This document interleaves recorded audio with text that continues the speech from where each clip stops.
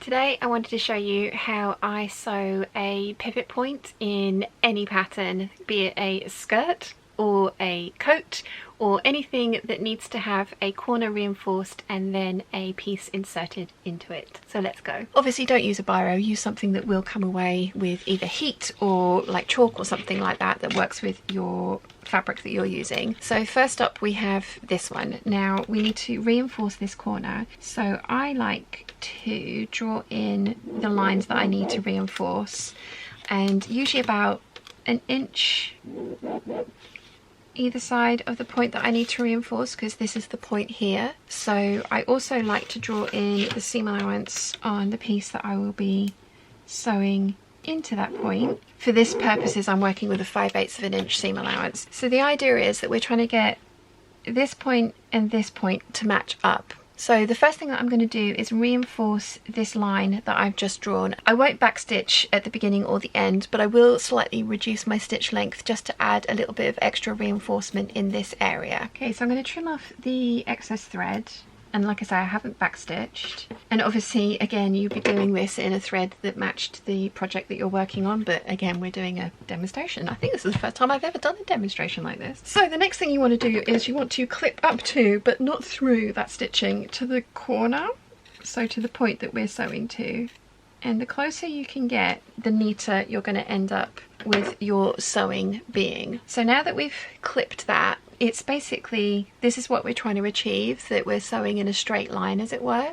So we now need to pin our piece that we're sewing to this piece together. I'll put my pin through the point that I'm trying to sew it to, and I'll put the pin through the bit that we've just reinforced, and then make sure that that is all lining up nicely, and then I will pin the rest of the seam in place so the raw edges are matching up. That's all I'm going to try and do. Now a lot of different patterns will have you try and then maneuver everything around and pin the other side of this piece in as well, and I just find that really fiddly and I end up with puckers and lumps in mine, and I don't want that. So I'm going to backstitch at the beginning of the seam and stitch up to the point, make sure that I hit the point exactly, so go slow, and I'm going to backstitch there and break my stitching and take the work out from under the machine. So let me see if I can get you a little bit closer so you can see exactly what I'm talking about. Okay, hopefully that's better. So yeah, I'm gonna start sewing my seam at 5/8 of an inch,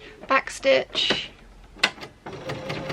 I've got my stitch back to a regular length stitch now, taking my pins out as I go and just being careful to sew up to the dot but not past it, taking the pin out at the last second, and then I'm going to backstitch. So I've reinforced that area. So I'm going to trim off my threads,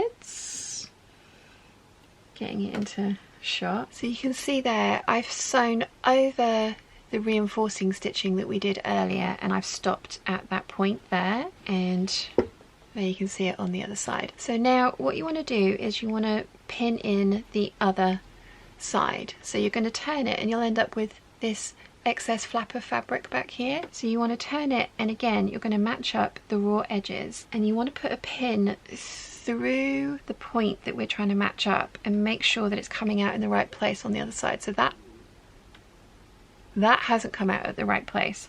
So I'm going to take that back out, and this is why I don't like doing it under the machine, because you can end up with that little tuck in there and it's really not a good look. I mean, you can usually get away with it with a bit of pressing. There we go, that's better. So I've got my pin going through both points, and I'm now going to pin the rest of the seam that we're going to sew in place. Now you can either start from this side or you can go to flip the work over and start from the other side. I do like to do that because with that line of reinforcing stitching there, that gives you a guide of what you're aiming for. So I am going to sew with the reinforcing stitching side up, and I'm going to sew at 5/8 of an inch again. Okay, so I'm going to backstitch at the start and at the end again. So 5/8 of an inch seam allowance.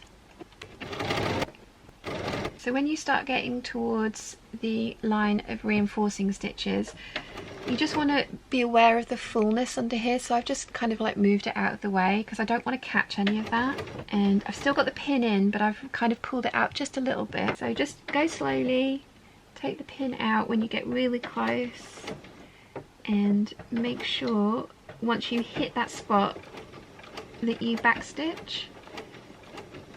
And it doesn't matter if you go over slightly on this side. Okay, so it's going to end up looking like that. And from the right side, you've made a nice right angle. So again, I'm going to trim off the threads. And I haven't pressed anything yet, but if you open it all out, you can see without even pressing that we've sewn a really nice, neat right angle corner. And so we want to go and press this so that everything lies nice and flatly. I like to press the seam allowances open. You will end up with like a kind of excess piece here, which you can trim off. I really like this method because it gives me really nice, neat results. There's the inside, and I find it the easiest way of doing it. So I hope you found this tutorial helpful.